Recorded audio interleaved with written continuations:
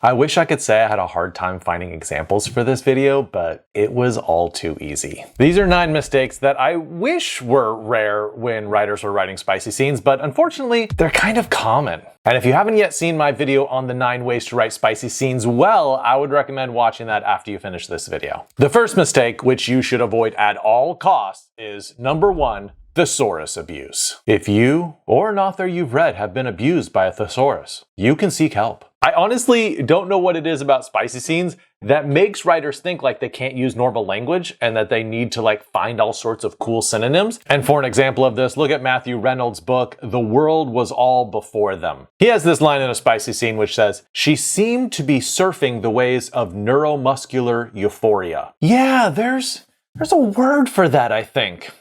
Starts with an O? Honestly, in 99% of spicy scenes that you write, there's no reason to use crazy phrases when a perfectly fine, normal word will do. Or look at Michelle Houellebecq's novel Serotonin, where this phrase appeared: "Offer her moist parts to my triumphant phallus." Okay, that was so bad it won a Bad Sex Award, like an official Bad Sex Award from the Literary Review in 2019. Triumphant phallus is such a deeply awkward phrasing. But the worst word of all time that you can ever use in any spicy scene is definitely tumescent. There are tons of examples out there where this word is misused, but let's look at Meredith Duran's A Lady's Code of Misconduct. A certain character's manhood is described as tumescent swelling. Yeah, that sounds like a medical diagnosis where you have a couple months left to live. This next mistake is one you should avoid at all costs. It is number 2, similes attack. Now look, I'm not against similes in spicy scenes. Sometimes a good simile is exactly what you need to convey to the reader what exactly is going on. But I have also seen them go terribly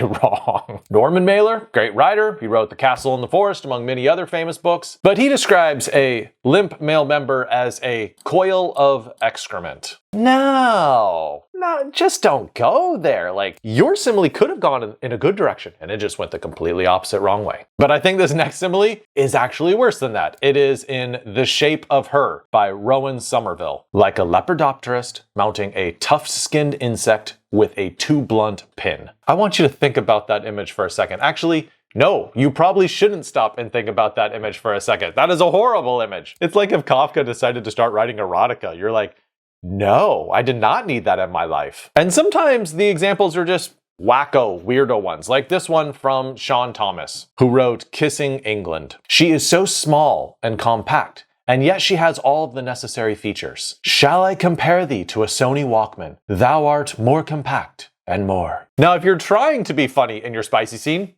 that's perfectly fine. Go for it. Like, there's nothing wrong with that. But if you're actually trying to be romantic in some level, maybe hold back on some of those crazier similes. And by the way, if you are worried about horrible mistakes in your book when you publish, Danielle is the answer. She is a fantastic copy editor here at BOOKFOX, and she will save you from all those embarrassing mistakes that your reviewers are going to point out, and you're going to end up with a perfect, pristine, wonderful book. You can contact her using the link in the description. The next spicy scene mistake is probably the worst one you can commit as an author. It is number 3, impossible biology. Sometimes you read a spicy scene and you're like, I don't think that is physically possible. And that can really take you out of the scene because you're more aware of the author making a mistake than you are of the characters, doing their thing. Now, I do want to make an exception for like fantasy novels. I mean, think of American Gods by Neil Gaiman, where there's one particular scene where a man is completely enveloped and swallowed by a woman's privates. Well, that's not supposed to be realistic, so nothing wrong with that. However, there are some authors, when they write a scene, you think,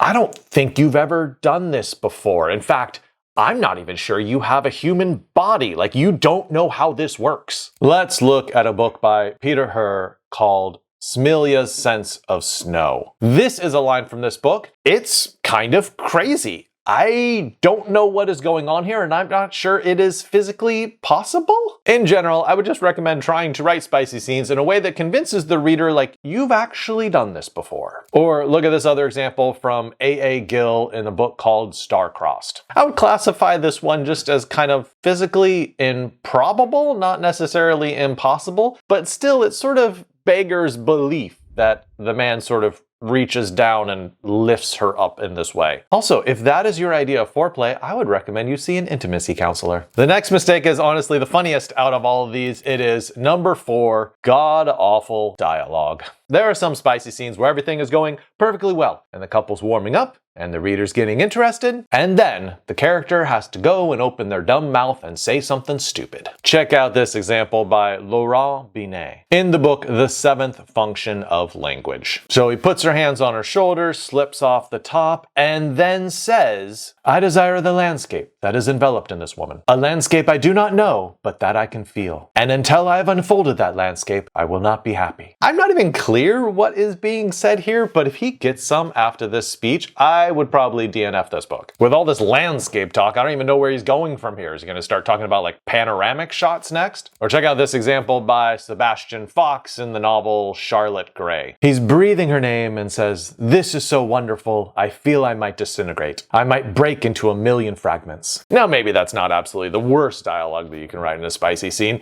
but I do think it will induce some eye rolling in the readers like, okay, a little bit over the top. Also, if you're not a member yet, check out my BOOKFOX Academy, which includes more than 250 videos on everything that will make you a better writer, stuff like characters and plot and dialogue and sentence creation, etc., etc., etc. There's a lot of stuff in there. Check it out. Now, this next mistake is one that writers make accidentally, and it is number 5, unsexy sexy scenes. Now look, maybe your purpose in your spicy scene is not to be sexy. I mean, if you're writing about coercion or assault or something like that, yeah, you're absolutely right. It shouldn't be sexy. But if you are trying to write some sort of spicy sexy scene and then failing accidentally, Houston, we have a problem. There are some scenes that are so over the top ridiculous that have complete and utter disregard for anything like reality, and they're kind of blind to the very essence of what sensuality is. And for this, we're going to go to an author named Jade West in her novel, Heartless. In this book, there's a couple that gets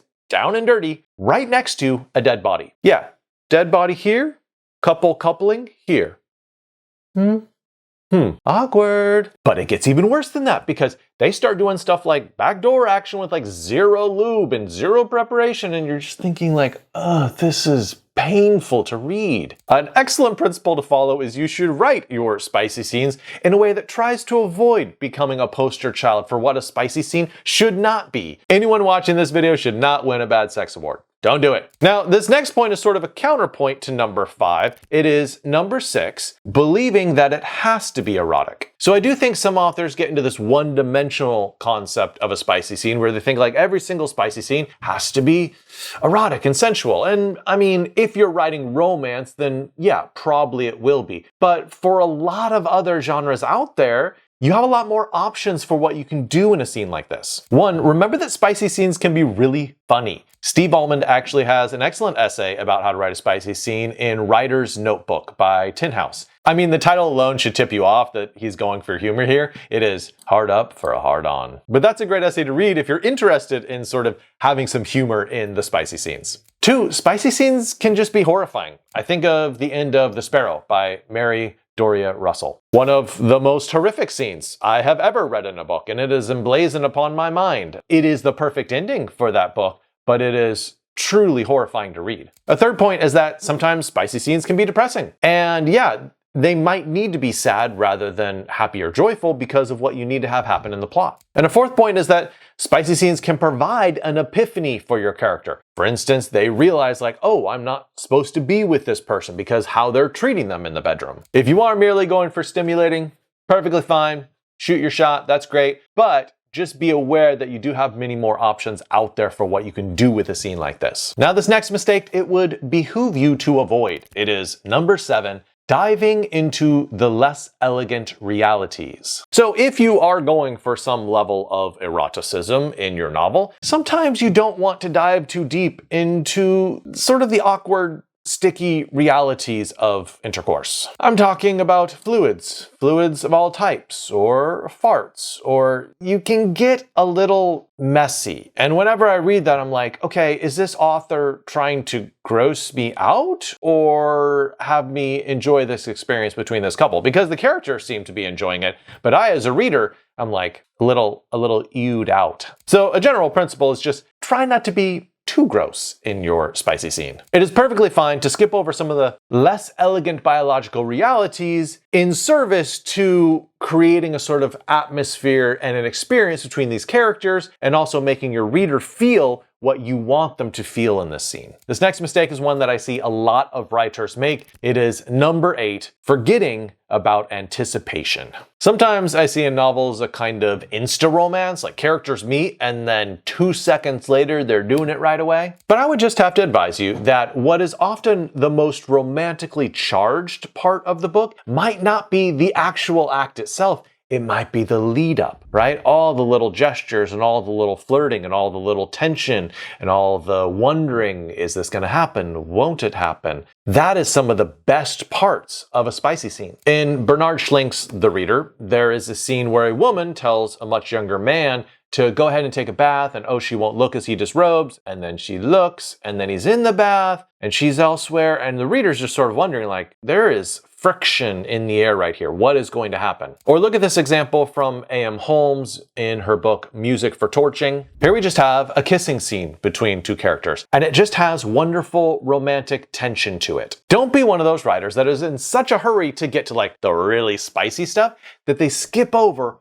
all of the lead up. That stuff is just as important. Keep it in, focus on it. And the final mistake that you want to avoid when writing spicy scenes is number 9, the rise of Frankenstein writing. So what is Frankenstein writing? Frankenstein writing is basically like lumbering onward with all physical movement, sort of jerky, bodily movements, and that's the only thing that you focus on. Some of the best spicy scenes that I've ever read have, yeah, a few physical details, but then they also layer that in alongside stuff like thoughts and emotions and dialogue and metaphor. Don't handicap yourself in a spicy scene and just think, oh, I'm giving like blow by blow like a sports announcer would announce what's happening on a field. And a good question to determine whether you're failing in this aspect is, are you making body parts the protagonists? And what I mean by that is like, his penis did this, her breast did this. Instead, what you want to do is you want to work on whole people doing things. This character did this. This woman did this. Because what that does is it treats people as being whole people rather than as disembodied body parts, caressing and stabbing and doing all sorts of crazy verbs. Don't be a Frankenstein writer. Focus on the whole person when you write a romantic scene. If you need copy editing, make sure to click the link below for Danielle. If you want to join BOOKFOX Academy, the link is also below. And lastly, if you haven't seen my video on the 9 ways to write spicy scenes well, please watch that next.